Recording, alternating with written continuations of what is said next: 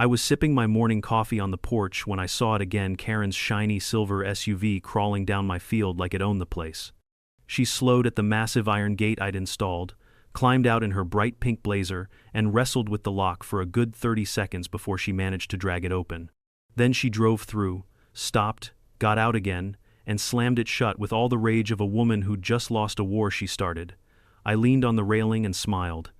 Because 6 months earlier, this same woman, Karen, self-appointed queen of the HOA, thought she could carve a driveway straight across my pasture without permission. She believed a few threats, a few fancy HOA papers, and a fake community vote would scare me into letting her take whatever she wanted. She had no idea what was coming. And she definitely didn't expect that her free shortcut would end up costing her and the HOA over $60,000. Before we get into the story, tell me where you're watching from and what time it is there, and if you enjoy HOA revenge stories, don't forget to hit that subscribe button so you don't miss what happens next. I guess the best way to explain how this whole circus started is to take you back to the first day I met Karen. The day everything in my quiet, peaceful life began unraveling. I've lived on this land for most of my adult years. Technically, it belonged to my grandfather first, then my father, and now it's a 20-acre stretch of rolling pasture, a patch of woods, a gravel driveway, and a farmhouse that creaks in the winter but holds more memories than I could ever count. My wife and I moved into it right after my dad passed, and fixing the place up was how I coped with losing him. Sanding old floors, patching walls, staining fence. Every nail I hammered into this house felt like keeping a piece of him alive. The land sits right off a rural road. One single gravel driveway snakes its way up to my porch. Everything else is grass, fencing, and the occasional cow staring blankly at me like I owe it money. It's simple, quiet, peaceful. Exactly what my wife and I wanted when we left the city. Behind my property is another parcel used to be thick woods and old brush that nobody touched for decades. The kind of place deer like to hide in, and raccoons like to hold family meetings. It stayed that way for years, until one day, big orange survey flags started popping up like weeds. I remember standing there, hands on my hips, thinking, well, here it comes. A developer bought the land. And with the developer came heavy machinery. And with the machinery came, unfortunately, the HOA. Now, if you've never dealt with a homeowners association, let me tell you something. There are two types. The rare, quiet ones that just collect basic dues, and the other kind, the kind that breathes rules. The kind that wakes up every morning ready to measure grass height and count how many decorative stones you're allowed to have on your porch. The kind that elects a president with the same energy as a medieval monarchy crowning a queen. And of course, that queen was Karen. I first saw her during the construction phase of the new subdivision. She was standing next to her shiny white crossover SUV, clipboard in hand, talking to a construction foreman like she owned the entire county. She wore a bright pink blazer, you know, that particular shade of pink that says, "I'm about to make this everyone's problem," and she was waving her pen like a conductor controlling an orchestra of chaos. She noticed me standing by my fence and walked straight over like she'd been waiting for this encounter her entire life. "You must be the neighbor on the old farm," she said with a tight smile that didn't reach her eyes. I nodded. "Name's Jack." She looked over my pasture like it offended her. "This area has so much potential," she said, the word potential dripping with judgment. "We want this whole community to have a more refined aesthetic. Modern, clean, elevated." I raised an eyebrow. "It's a farm." "Well," she replied, scribbling something on her clipboard, "let's hope it doesn't hold back the value of the new homes." That was my first warning sign. But I let it go. I knew people like her: overdressed, overbearing, and overconfident. Harmless, usually. Annoying? Absolutely. Dangerous? Only when given power. And the HOA gave her power. Over the next few weeks, while crews carved out roads and poured foundations, Karen kept showing up. She'd stride past my fence like she was conducting site inspections for NASA. She'd nod politely if our eyes met, but every time she looked at my property, her mouth pinched just a little tighter. Then came the day she first mentioned the driveway. I was tightening a fence post when she approached me with her usual air of forced cheerfulness. "Jack," she said sweetly whenever she started like that, "trouble always followed. Have you ever thought about how wonderful it would be if the community could share a straight, smooth driveway across your field?" I stopped twisting the wire and stared at her. Across my field? She nodded eagerly. Yes, it would connect the new subdivision directly to the county road. Much more efficient than the old access behind the woods. That path is steep and erodes easily. It'll cost thousands to maintain. Your land is flat, open, easy. It's the perfect solution. I blinked slowly. For who? For everyone, Jack. For the community. Except me. She waved that off like my existence was a minor inconvenience. Oh, it's barely an inconvenience. It's just land, right? That was the second warning sign. Karen didn't see my farm, my memories, or my home. To her, it was just land, an obstacle between her and what she wanted. I told her I'd think about it and walked away before she could launch into a lecture about community harmony. At dinner, I told my wife about it. She put her fork down, eyes wide. No, she said immediately, not even for conversation, not even for a nanosecond. It sets a precedent. If you let them in once, they'll take whatever they want. She was right, of course. My wife has the kind of intuition you should probably classify as a superpower. But even then, I didn't realize how far Karen was willing to go. A week later, she returned with a new pitch, this time more polished, more official, and packed with HOA jargon.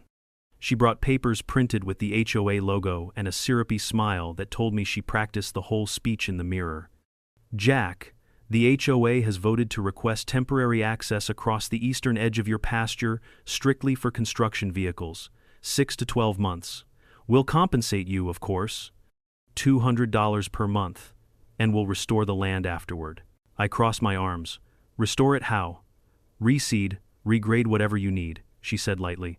This is just temporary. Once the subdivision is complete, we'll use our permanent access road. My wife wasn't home at the time, and I'll be honest, seeing Karen suddenly acting reasonable threw me off. $200 a month wasn't huge money, but it wasn't nothing, either. And the eastern edge of my pasture wasn't prime land, mostly grass. I didn't rely on heavily. I told her I'd think about it overnight. That night, my wife and I had the debate again. She still disagreed strongly. But I was tired of arguing, tired of Karen's constant presence, and tired of thinking I was being unreasonable just because I didn't want to share my land. And against my better judgment, the next day, I agreed. We signed a simple one-page agreement. HOA could use a 30-foot strip along the eastern edge. Temporary construction access only. Maximum of 12 months. Full restoration afterward. Karen beamed like she'd just closed $1 million deal, and for a moment, I actually thought things might go smoothly. But that illusion shattered fast. Because within the first week, I looked out my window and saw not one, not two, but 3 heavy construction trucks barreling straight through the middle of my pasture, completely ignoring the route we agreed upon. They weren't following the edge at all. They were making their own personal highway. I stormed out to confront the foreman. He apologized, said his guys must have misread something, and promised to reroute them. Karen apologized towel, sort of blaming confusion and lack of communication, but the damage was already done. A deep, muddy trench ran right across the field, the kind of thing only time and a lot of hard work could fix. That's when I started paying closer attention. That's when I started documenting. That's when, deep down, I knew letting them use my land had been a mistake. But even then, I didn't know the scale of the storm Karen was about to unleash. If I had known that saying yes would eventually cost Karen and her precious HOA more than 60 grand, maybe I would have enjoyed watching those construction trucks tear up my field a little bit more. But at the time, it just felt like the beginning of a migraine that wouldn't go away. After that first confrontation, the trucks did move back to the eastern edge like we agreed. For a while, things settled into a routine. Construction crews came and went. Dust blew across the pasture every afternoon, and my cows watched the chaos with the same confused expression they use for everything else in life. Still, I kept my guard up. Every week, I walked the length of that 30-foot strip. I took pictures. I recorded dates. I noted how deep the tire ruts were.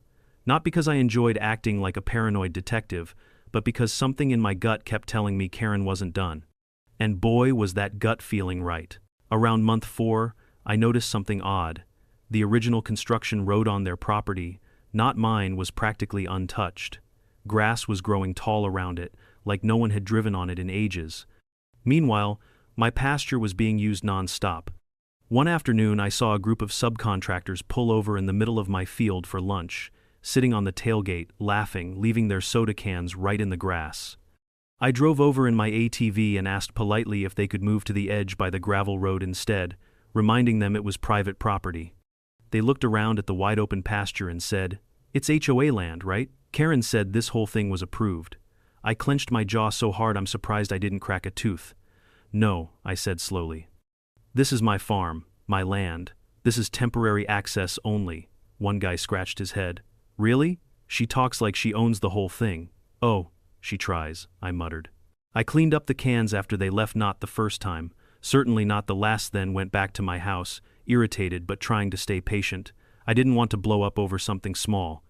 But small things pile up, and eventually, they turn into avalanches. The first avalanche came at the 9-month mark. The subdivision was nearly complete. Siding was up. Driveways poured. Families had already started moving in. I could hear kids shouting in the distance, see dogs running, hear the constant beep beep beep of trucks backing up, and yet nobody stopped using my pasture. At that point I figured, okay, maybe they're just lazy, using the shortcut until they finish the last houses. So I walked over to the subdivision to politely remind them that the agreement expired in 3 months and they needed to plan on transitioning to their own access. I thought that was reasonable. But when I arrived, I saw something that made my stomach drop. Karen had installed signage. Big, shiny HOA-approved metal signs with green arrows labeled Community Access Road pointing across my property. My property. My private property. I stood there staring at the sign like it was a UFO that landed in broad daylight. "How long has this been here?" I asked one of the workers. "Couple weeks, maybe," he replied. Karen said the community voted to make it the main entrance because the other road isn't safe. I almost laughed, or cried, or screamed. Instead, I went looking for the Queen of Pink Blazers herself. I found her inspecting a newly planted row of shrubs near Lot 14, instructing a landscaper to move 1 4 inches to the left for symmetry. "Karen," I called, trying to keep my voice level. She turned, smiled that waxy smile of hers. "Oh, Jack, isn't the new community beautiful? It's really coming together. I need to talk to you about the signs." "Oh, aren't they nice?" she said. "We chose a matte finish to avoid glare. You put them on my land. It's community access, Jack." "No," I said firmly. "It was temporary. For construction only." Karen's posture shifted, like a cat fluffing its tail before attacking. "Well," she said with a syrupy tone, "after using it for so long, the HOA voted to designate it as the official community driveway. It's been in continuous use for nearly a year now, which legally establishes a right-of-way easement." I blinked. "You think you've established a prescriptive easement?" "That's what Google says," she replied proudly. I almost burst out laughing right there. "Karen," I said slowly, "you don't get prescriptive easement when you're using land under a signed permissive agreement." She folded her arms. "If you want to fight it, talk to our lawyer. But just know the HOA has a much bigger budget than one farmer." One farmer. She kept saying it like it was an insult. I guess she thought I should be offended. I wasn't offended, but I was officially done playing nice. I went home and told my wife everything. She sighed, rubbed her temples, and said the words I should have listened to 12 months earlier. I knew she'd try to take the whole thing. The next morning, I drove straight to a real estate attorney. I handed him the contract, the photos, the payment receipts, and every single text and email Karen had sent. He flipped through everything with the same expression a doctor might have when explaining to a patient that WebMD is not a medical degree. "Yeah," he said finally, "they're completely wrong. There's no easement here, not even close. So I can shut the road down?" I asked. "You can," he said carefully, "but they'll fight back and it'll cost money. If you want to avoid a court battle, your best bet is to find leverage and push them into compliance." "Leverage," I repeated. That word stuck in my head like a seed. On the drive home, I kept thinking about the contract, what it said, what it didn't say. The wording nagged at me until I finally pulled the document out again, reading it line by line at my kitchen table. And there it was. The contract allowed access, but it didn't forbid gating, or locking, or securing, or monitoring, or restricting access in any reasonable way needed to protect livestock and property. And something inside me clicked. I didn't need to shut down the road.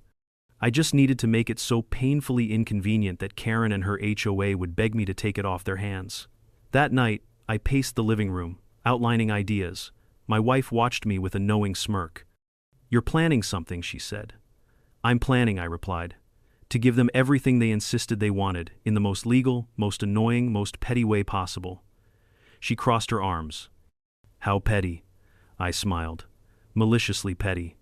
And then I explained my plan, every step, every detail, every moment of carefully calculated compliance. She listened, eyes widening, then laughed until she had to wipe tears from her face. "Oh," she said breathlessly, "Karen is going to hate this. Oh, she would. She really, really would." Because the next phase of my plan would change everything. Karen thought she had taken something from me, but she had no idea I was about to take everything back. I didn't put my plan into action right away. No, that would have been too easy for Karen. I needed her to think she'd won. I needed her to feel comfortable, so comfortable, that when the hammer finally dropped, it would hit her so hard she'd still be stumbling months later. So the next time I saw her, I approached calmly, hands in my pockets, wearing the same friendly smile she always pretended to have. "Karen," I called out as she was directing a landscaper on where to place her beloved HOA-approved mulch. "Got a minute?" She turned, suspicious but curious. "Make it quick, Jack." "I've been thinking about what you said," I began. "About the community needing access. I don't want to start a legal war. We're neighbors, after all." Her shoulders relaxed a little. She tried to hide it, but the relief was there. She thought her intimidation tactics had worked. Her chin lifted, and she gave me that smug little half-smile I'd come to hate. "Well," she said, "I'm glad you've come to your senses." I ignored the jab. "I'm willing to let the HOA continue using the same route across my property," I said gently. "No need for court. No need for arguments." She blinked, surprised. "You are?" "Sure," I replied, "but I do need to make some adjustments, just to protect my livestock and my liability." The word liability made her frown, but she tried to keep her posture confident. "What kind of adjustments?" I pulled out the agreement and tapped the section about protecting property and livestock. "Since the cows will be moving back into that pasture soon," I said, "I'll need to install gates at both ends of the route. Heavy farm gates, locked gates." Karen's face froze. "Locked?" she repeated. "Of course. Can't have the cows wandering out onto the road. You'll get a key, obviously." She opened her mouth, closed it, then snapped. "That's completely unnecessary and unreasonable." "Is it unreasonable?" I asked evenly. "To protect my animals on my own land?" She hesitated. I pressed on. "The contract allows access. It doesn't say how I must maintain the area. And the law is clear. Livestock property owners can secure their land however they see fit, especially when there's outside traffic involved." Karen looked like she had swallowed a lemon whole. "I'll give you one key per gate," I added. "Just like anyone else using private property would get." She tried to rally. "This feels like retaliation, Jack." "No," I said firmly. "This is compliance. You said you have a right to use the road. I'm making sure you use it responsibly." Her eye twitched. "What if we refuse?" "Then," I said calmly, "I'll install the gates anyway, without giving you keys. And you can take me to court to prove your prescriptive easement. But my lawyer is very excited to argue that case." That did it. Her mouth snapped shut. She knew deep down that the easement thing was flimsy. Her confidence was an act, and it cracked under the slightest pressure. She threw her hands up. "Fine, whatever. Install your stupid gates." No sweeter words had ever been spoken. The next week, the gates arrived. Big ones. Heavy steel farm gates with thick latch assemblies and padlocks that could probably survive a tornado. I positioned them strategically far enough from each other to require real effort, and placed exactly so drivers had to stop, get out, unlock, open, drive through, stop again, close, and relock. The day they went up, my gate installer, a guy named Bruce who'd been farming since the Stone Age, took one look at the subdivision across the pasture, then smirked at me. "Neighbor trouble?" he asked. "HOA trouble," I corrected. His smirk widened. "Say no more." Once the gates were up, the real show began. The first time a resident tried to drive through, she didn't even slow down at the first gate. She had to slam her brakes when she spotted it. I watched from my porch, sipping coffee, pretending to be surprised. She climbed out of her SUV, heels sinking into the soft dirt. What is this?" She yelled toward the sky like God himself owed her an explanation. Then she saw the lock. "Oh, you've got to be kidding me." She wrestled with the key Karen had given her, muttering curses under her breath. When she finally got the gate open, she drove through, only to find the second gate on the far end. The slamming of her car door echoed across the pasture. That scene repeated itself over and over for the next week. Every single driver, SUV doors slamming, people stomping, complaining, swearing. Every sound was pure music to my ears. But that was only phase 1 of the plan. Phase 2 began when I moved the cattle back into that pasture. You see, I leased part of my land to a local farmer, Old Man Harris. Tough as nails, drinks black coffee like it's water, and follows every rule in his lease agreement like the Bible itself wrote them.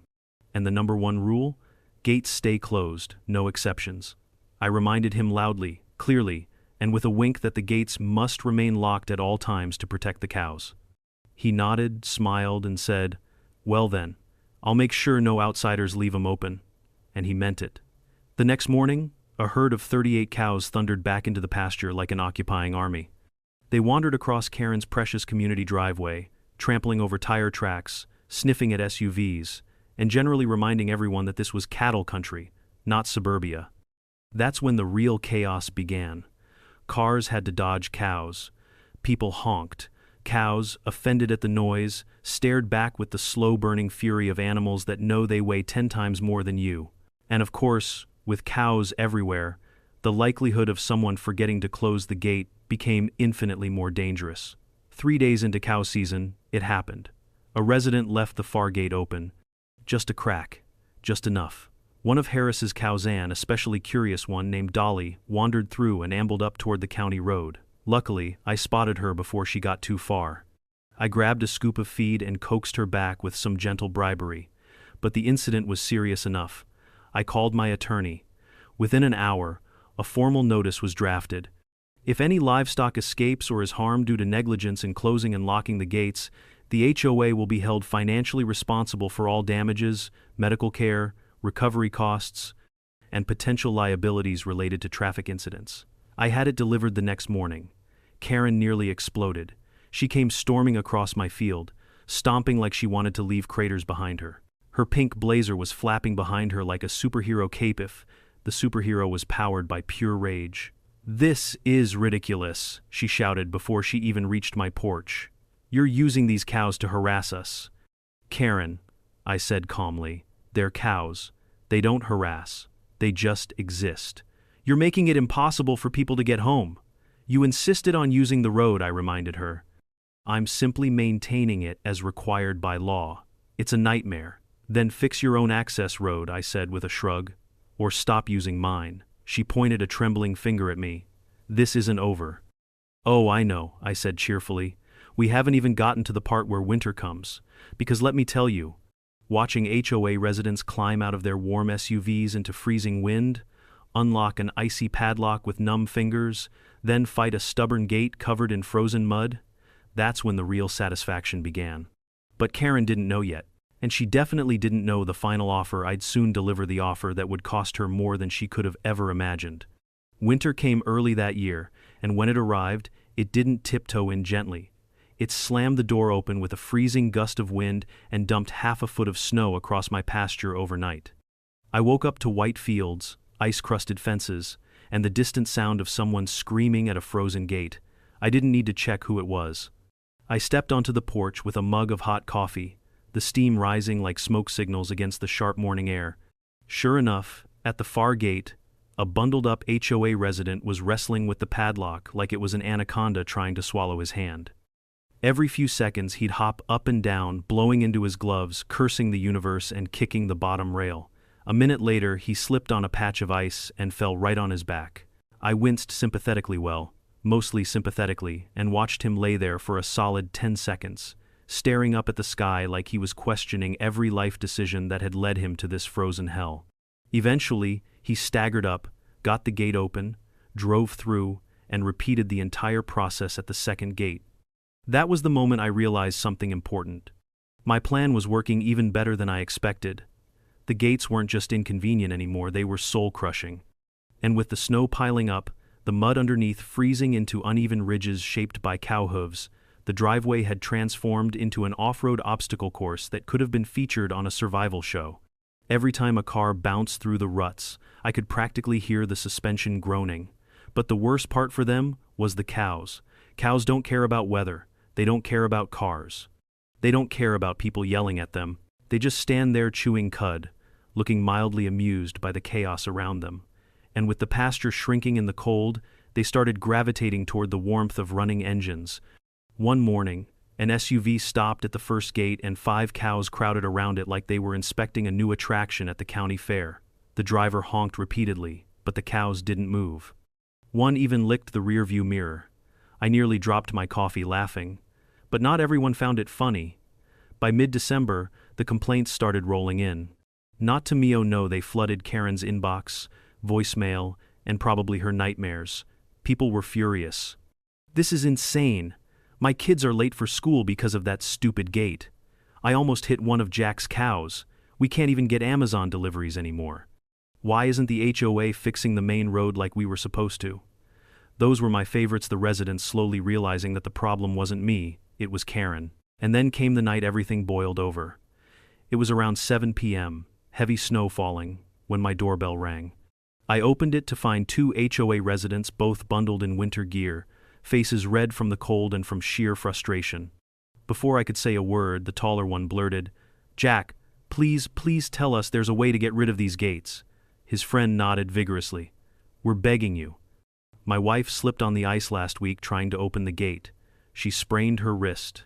I raised an eyebrow. "Why are you telling me this?" "Because," the first guy said, voice rising, "we're tired of Karen pretending everything is under control. She says you're doing this just to spite the community. She says the HOA owns the road now." I chuckled.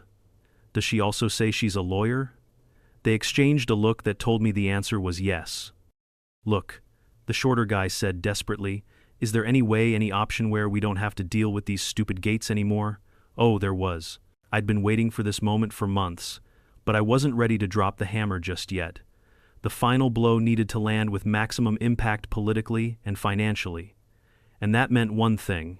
Karen herself had to break first, so I put a friendly smile on my face. "I'm sorry," I said, "but according to the contract and state law, the gates are necessary to protect my livestock and maintain my property. If the HOA doesn't like it, they can always improve the original road on their own land." The men sighed in defeat. "That road's a mess. Karen said it would cost too much." I nodded slowly. Then she should have thought of that before she decided to hijack my pasture. Their shoulders slumped as they trudged back through the snow, defeated. But something interesting happened next. The very next week, the HOA held a large emergency meeting. How do I know? Because they held it outdoors, at night, in the cold, on the little grassy field near their entrance, and voices carry remarkably far in winter air. My wife and I turned off the porch lights, sat in our rocking chairs quietly, and listened to the show. Karen stood in front of the group, wrapped in that neon pink blazer like a fluorescent beacon of self-righteousness, trying her best to rally the angry crowd. "We will not be intimidated," she declared loudly. "Jack is doing this intentionally. He wants to force us into giving him leverage." Someone shouted, "Leverage for what? He didn't ask for anything." Another yelled, "Why didn't we fix the main road? Weren't there funds for that?" Karen stammered. "Well, those funds were allocated to other improvements." "You mean the decorative boulders at the entrance?" Someone snapped. Karen stubbornly lifted her chin. "Those were necessary aesthetic upgrades." The crowd erupted in chaos. From my porch, I heard everything. "This is your fault, Karen. You said the driveway deal would save us money. You told us it was temporary. My husband slipped on the gate last week. You owe us for that. Why should we all suffer because you didn't want to spend money on a road we already owned?" My wife leaned over and whispered, "I almost feel bad for her." I smirked. Almost. The shouting went on for nearly 20 minutes. Finally, someone yelled above the noise, "Then what's the solution? What do we do?" Karen hesitated, and in that hesitation, she lost control. A man in a heavy coat stepped forward, one of the ones who visited me earlier. "There's only one option," he said. "We need to negotiate with Jack." The entire group murmured. Karen's voice sliced through the air. "Absolutely not." But the crowd was no longer listening to her. They turned toward the man. "What did he say?" Is he willing to remove the gates? What's the deal? Can we buy the land? That last question was the spark. The idea spread like wildfire. We should just buy it. Yes, if we owned it, we could fix it. Then no gates. It becomes our responsibility, not Jack's. Karen exploded. No, no, no! That strip is not worth buying. It's too expensive. It's unfair, someone shouted. Better than dealing with your mistake. Someone else added, if we have to choose between Karen stepping down or paying for the land, I'll pay double. The crowd roared in agreement. Karen realized she was losing her crown. That evening marked the beginning of the end for her, and the beginning of my final move. The very next morning she came marching across my field, leaving angry footprints in the snow. She pounded on my door. Jack, she seethed, we need to talk. I opened the door slowly. About the gates? No, she snapped through clenched teeth. About your proposal. I smiled politely. Oh good, I was wondering when you'd come around. She glared. You planned this? No, I said. You planned everything. I just complied. She looked like she wanted to scream. But she swallowed it down and forced out the question she'd been trying to avoid for months. How much? Ah. Finally, I gestured for her to step inside. Let's discuss it professionally. And that was the moment the final act of this story truly began. Karen stepped inside my house like every molecule of oxygen offended her personally. She brushed snow off her blazer, stomped her boots on the mat, and held her chin high, as if she still had some upper hand in this whole disaster. Let's get this over with, she said sharply. I gestured toward the kitchen table, where I had already laid out a folder. Not because I expected her exactly that morning, but because I knew, sooner or later, she would show up. People like Karen don't fold gracefully. They reach a breaking point, and then they come crashing in like a hurricane. She sat, crossing her arms so tightly it looked like she was trying to hold herself together. For once, she didn't have a clipboard or a pen, nothing to give her the illusion of power. I sat across from her, calm as a winter pond. You asked how much, I said. So let's talk numbers. Karen narrowed her eyes. We're not paying you a fortune for a strip of land the width of a sidewalk. It's not the width of a sidewalk, I corrected. It's 30 feet wide and a quarter-mile long. Valuable road frontage. It's useless land, she countered instantly. Funny, I replied, because your entire community relies on it to get home. Her jaw clenched. I opened the folder and pulled out a printed appraisal report. I had the strip surveyed and appraised by the same company the county uses. Fair market value is $40,000. She exhaled sharply, like I'd slapped her. 40,000? For dirt? For access, I said. Legal, deeded access. Something your community does not currently have. That's highway robbery. No, I said evenly. It's the value of the land. You asked for a number. That's the number. Karen shook her head violently. The HOA will never agree to that. Never. Then they're welcome to continue using the gates, I said. Indefinitely. Her eyes flashed with fury. You installed those gates just to force our hand. No, I replied. I installed them because my livestock needed security, and you insisted on using my land. The gates aren't leverage. They're a requirement. Your inconvenience is the byproduct of your own decisions. She looked like she wanted to flip the table, but she held it in, gripping the edge of her sleeves instead. I'm not paying $40,000, she said. And I'm going to tell the HOA the land isn't worth it. You can tell them whatever you want, I said, but the price isn't changing. This is a take-it-or-leave-it offer. Then I delivered the final blow. And if you wait too long, the offer might go up. Land values climb. Especially land with new development around it. Her face went pale. You can't do that, she whispered. Oh, I can, I said with a smile. We both know the HOA needs that land more than I need to sell it. She stared at me, shaking with anger, then stood abruptly. I'm calling a meeting. This isn't over. I'm counting on it, I said. She stormed out, slamming the door so hard it rattled the windows. I sighed in satisfaction. The game had shifted. Karen was no longer in control, she was reacting. And people like Karen hate reacting. For the next 2 weeks, everything on the HOA side descended into chaos. Residents continued battling the gates, snow, mud, and cows. Delivery trucks refused to enter the pasture. Carpool parents cursed into the wind every morning. One SUV even got stuck in a deep rut, and 3 residents had to push it out while the cows watched like amused bystanders. Rumor reached me through the grape Viniaka old farmer Harris that HOA meetings had turned into shouting matches. Apparently, Karen insisted the land wasn't worth buying and that the inconvenience was temporary. But the residents weren't buying it anymore. By week 3, the HOA board voted barely, but enough to formally discuss purchasing the land from me, which meant Karen had to return. She came to my porch again, but this time she didn't knock. She just stood there, arms crossed, face contorted in a perfect mix of resentment and defeat. "We're willing to negotiate," she said flatly. I stepped outside, letting the cold air rush out with me. "Great. The price is still $40,000. You don't want to discuss it?" she asked. "Nope," she bristled. "The HOA thinks it's too high." "Then they can use the gates," she inhaled sharply. "Some residents are threatening legal action." "Let them," I said. "We have a signed contract, detailed documentation, and you have nearly a year of proof your community was using my land permissively, not adversely. Any judge will throw it out." She swallowed, knowing I was right. I leaned against the porch post. "Tell them the price is fair. They need the land. They refuse to improve their own road. And I'm not dropping a penny from that number." Karen looked down at the snow, then at the pasture, then back at me. Her voice trembled, almost like she was struggling to say the words. "The HOA will pay $40,000 if you'll agree to sign over the land."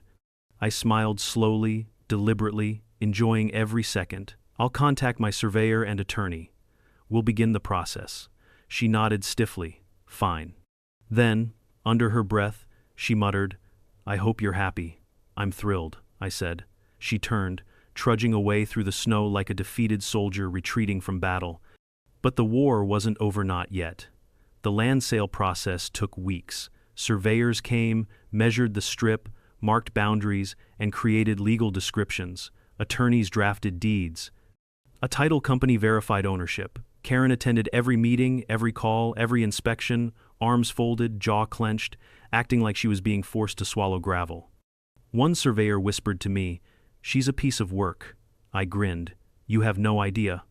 When the day finally came to sign the paperwork, the entire HOA board gathered at the title office. Karen sat at the head of the table, like she still believed she ruled the world.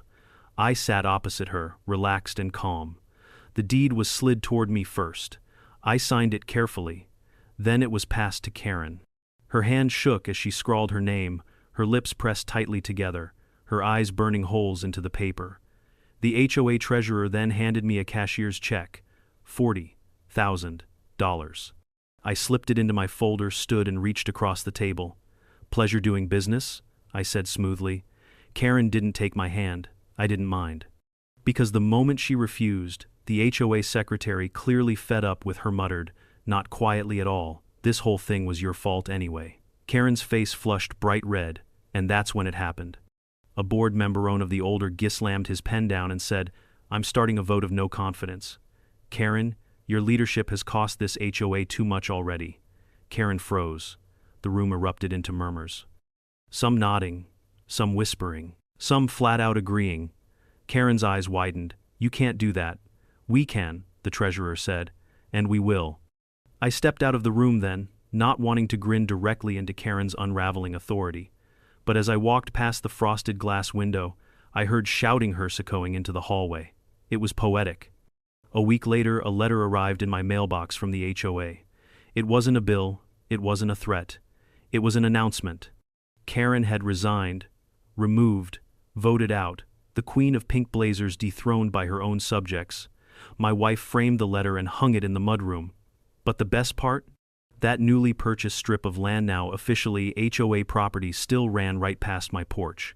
Every day, cars rolled by on a driveway the HOA spent more than $60,000 to secure and upgrade. And every time I saw a vehicle pass, I couldn't help smiling, because deep down, I knew the truth. If Karen had just respected my land from the start, she wouldn't have lost her driveway, her reputation, and her crown. By the time spring rolled around, the HOA had fully taken over maintenance of the new driveway, their driveway, the one carved right through what used to be my pasture. And let me tell you, watching them deal with the consequences of their own arrogance was more beautiful than the first bloom of wildflowers. Almost overnight, the tone of the neighborhood changed. Without Karen's iron grip, the HOA board began operating more transparently. They sent newsletters. They held open meetings. They even created committees for community harmony and budget transparency. Those committees might as well have been called "Let's Make Sure Another Karen Never Happens Again." But despite the shift in leadership, the driveway saga was far from over. Owning land is one thing. Maintaining it is another beast entirely. The first issue hit them almost immediately: drainage. See, when cars drive through pasture land, especially land with cows, those ruts don't simply disappear. They become trenches, channels that guide rainwater wherever they please. The HOA quickly discovered this when the first major spring storm rolled in. It rained for 6 straight hours, hard enough to make the roof hum like a drum. I watched from my porch as water collected along the sides of the new driveway. Then the trenches filled. Then the water spilled over. And then my personal favorite part, the entire lower stretch of the driveway turned into a shallow river. Cars tried to drive through it anyway, of course. A few made it. A few sank so deep they needed to be pulled out with a tow strap. One minivan sat abandoned for hours until a neighbor came back with a pickup and rescued it. Flooded headlights, mud-caked bumpers, screaming children trapped inside SUVs as their parents cursed the HOA. And the cows? They loved it. They walked right into the muddy stream, splashing around as if they'd been waiting their whole life for a water park to open. It took exactly 2 days for the HOA to receive their first major complaint about driveway damage. And when they called a contractor for repairs, they learned something crucial. Gravel for a quarter-mile road doesn't come cheap. They needed several truckloads, grading, packing, compaction, easily 5 digits of labor. And because runoff carved new channels every week, the driveway kept deteriorating faster than they could fix it. They complained to me, of course. First came an email. "Jack, do you know your cows are walking into the new driveway and loosening the surface?" I responded politely. "They're not my cows anymore when they're on your property. They're on your land, your road, not my problem." A short response followed. Right. Then came the next issue: fencing. The HOA initially assumed the existing fences would be enough to keep the cows away from the driveway. Wrong. The fences were designed for my pasture, not their carved-out driveway. Cows, being talented escape artists with questionable motivation, kept squeezing between old posts and wandering onto the HOA's land. And once they discovered that the gravel warmed nicely in the sun, it became their new favorite lounging spot. The HOA needed to build a proper fence there, fence on their land. And fences? They're not cheap. They hired a fencing company, but even the lowest estimate came in at over $12,000. A board member asked if they could use volunteers instead. That idea lasted exactly 3 hours until someone accidentally dropped a post-hole digger onto their foot and threatened to sue. So, the HOA paid the professionals, and the whining began again. Emails, calls, complaints about cost, complaints about cows, complaints about why a community with a beautiful entrance road ended up using an ugly farm road instead. None of it was my problem, but I enjoyed every second. One evening in late spring, I was sitting on the porch cleaning my boots when 2 residents approached me. These were different from the men who had visited in the winter. These 2 looked defeated, exhausted, like people who had survived a natural disaster made entirely of bureaucracy. They waved politely, and I waved back. "Jack," the first man said, "we just wanted to talk." "Everything all right?" I asked, though I already knew the answer. "Honestly," he sighed, "no. The repairs, the fence, the maintenance, it's killing us. Our HOA dues went up by almost 40%. People are furious." "Sorry to hear that," I said. "Not sorry at all." The second man stepped forward. "We know Karen started this mess, but is there any chance you'd, I don't know, take the land back?" I almost choked on my laughter. He wasn't joking. "You want me," I said slowly, "to buy back the land you bought from me?" "Yes," he said desperately. "We'd pay you a little something for the trouble. Maybe we can figure out a deal, and then you can, shut it down, close the road, do whatever." I blinked. "Gentlemen, I need you to hear yourselves. You bought the road. You voted to buy it. You own it. It's yours forever. But we don't want it anymore," the shorter one said. "It's a nightmare." I nodded thoughtfully. I warned Karen. "Yeah," the taller one muttered. "We should have listened to literally anyone else." I leaned back in my chair. "I'm not buying it back, and even if I did, I'd still shut it down. So the problem would be the same. The real mistake was not fixing your original access road when you had the chance. They exchanged a miserable look, realizing I was right. "We're sorry about everything," the shorter one said. "We had no idea how much it would cost." "It always costs more than you think," I said gently. "That's the thing about land, and about consequences." They nodded, thanked me for listening, and trudged back through the pasture toward their subdivision. After they left, my wife stepped onto the porch with 2 mugs of lemonade. "Let me guess," she said, handing me a glass. "They want you to save them." "Yep, and you're not going to." "Nope." She smiled. "Good." Summer came, and the HOA spent thousands more maintaining the driveway. They tried adding new gravel. They tried putting up signs telling residents to drive slowly. They tried installing temporary rubber speed bumps, which lasted about 3 days before the cows played with them like toys. Every attempt failed. By fall, one thing became clear. Buying that strip of land had been the single most financially disastrous decision in the HOA's history. It became the neighborhood joke. Parents whispered about it at bus stops. Retirees brought it up during morning dog walks. Kids called it the Great Cow Road. And every time a resident drove past my porch, they avoided eye contact because they knew the truth. All of this was avoidable. If Karen hadn't tried to bully me, if she hadn't made assumptions, if she hadn't weaponized Google Law, if the HOA hadn't followed her like obedient ducklings, none of this would have happened. But humans are funny. They believe what they want to believe. They follow the loudest voice, and sometimes that voice leads them right into the mud. The same mud their cars were now stuck in, the same mud the cows enjoyed wading in, the same mud that marked the start of the downfall of Karen's HOA empire. New leadership tried to warn residents. We can't undo this decision, but frustration simmered, and resentment built like pressure inside a boiler, and that pressure would eventually explode. But that's a story for the next part. Autumn arrived with crisp mornings, orange leaves, and a sense of uneasy anticipation in the air, especially on the HOA side of the property line. By now, the Great Cow Road had become a legendary nuisance. Not a week went by without someone getting stuck, scraping their bumper, or filing a complaint about gravel, fencing, or you guessed it, cows. But the financial strain? That's what finally cracked them. The HOA's repair invoices piled up like fallen leaves. Gravel deliveries, fence repairs, erosion control, emergency services after a minivan slid into a drainage ditch. By October, they had spent so much that the HOA's reserve fund dipped below state-required minimums, which triggered a mandatory audit. I didn't learn about the audit from the HOA newsletter. I learned about it from the shouting match that echoed across my pasture on a windy Tuesday afternoon.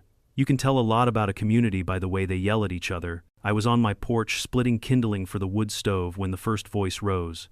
"This is unsustainable. We can't keep pouring money into that road." Another voice, sharper, angrier. "Who approved this purchase in the first place? This is Karen's mess, and we're paying for it." Then a third, exhausted voice chimed in. "We wouldn't be in this situation if we just fixed the main access road like we originally planned." Footsteps stomped. Someone slammed a car door. Another person shouted something about budget violations and special assessments. My wife peeked out the window. "Sounds like they're suffering." I grinned. Music to my ears. The thing about HOA turmoil is that once it starts, it doesn't stop. It snowballs, gathering more frustration, more resentment, until eventually it becomes too big for even the board to control. And with Karen gone, the new board members had no scapegoat, just the reality of the situation they'd inherited. Within a week, the HOA sent out a notice.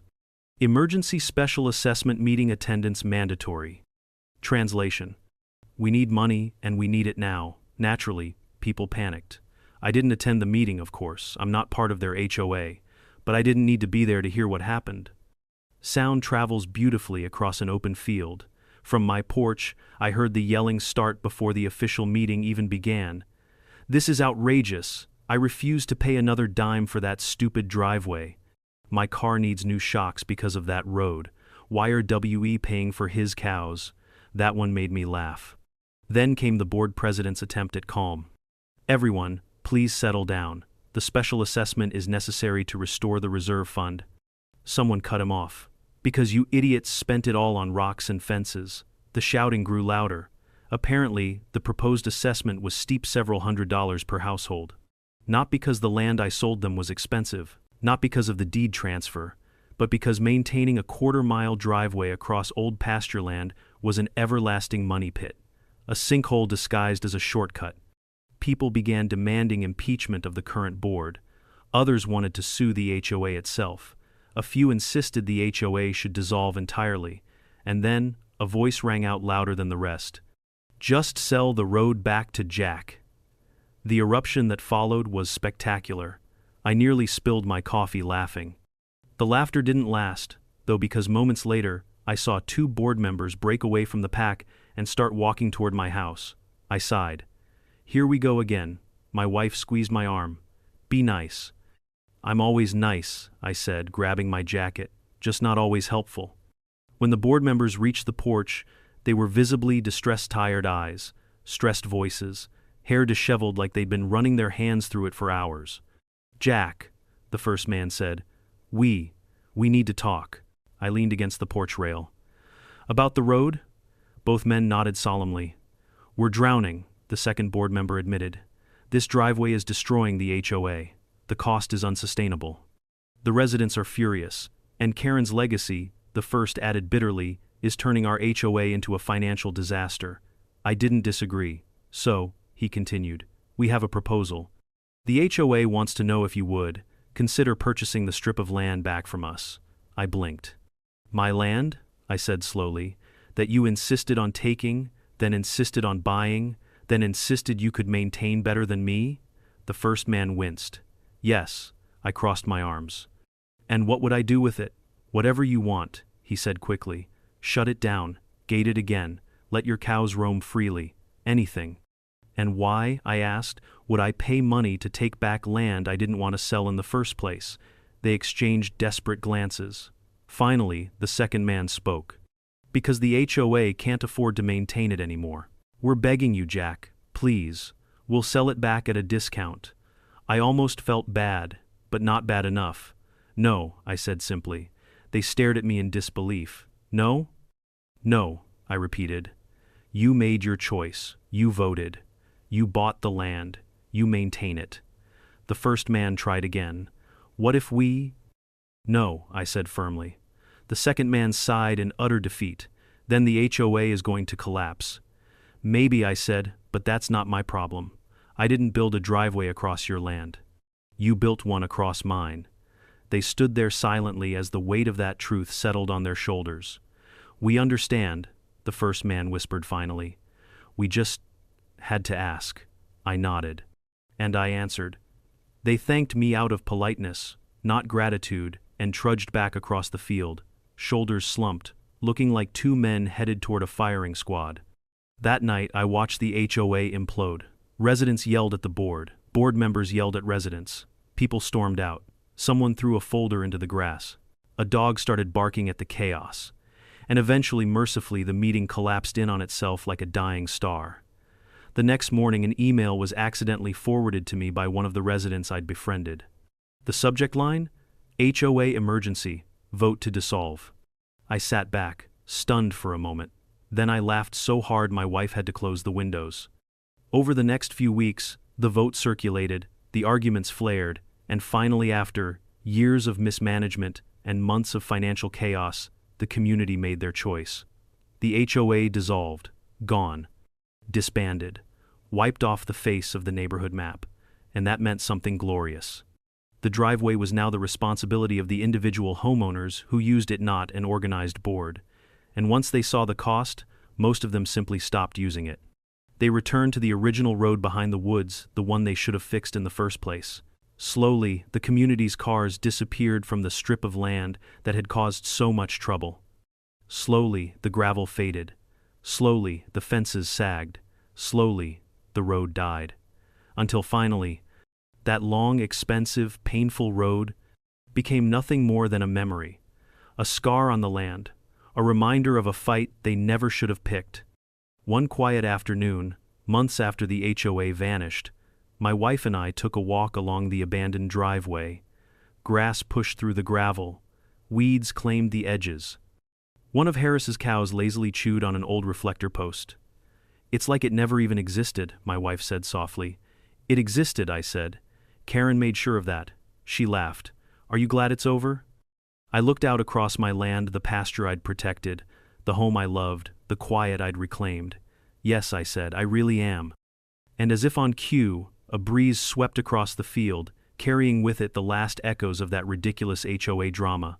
All gone now, and peace real, honest peace settled over my land again. When I look back on everything that happened, the money, the arguments, the chaos, it all comes down to one simple truth: respect. Respect for land, respect for boundaries, respect for people who were here long before you arrived. Karen thought power gave her ownership. She thought authority gave her entitlement. But land doesn't bend for ego, and consequences don't care about position. Had she simply asked, listened, and respected the answer, none of this would have happened. But her arrogance cost her community tens of thousands of dollars, her reputation, and ultimately the HOA itself. If there's a lesson in all this, it's this: never mistake kindness for weakness, and never underestimate someone who knows the value of their own land. Let me know in the comments, have you ever dealt with an HOA disaster? And if you enjoyed this story, make sure to subscribe so you never miss the next one.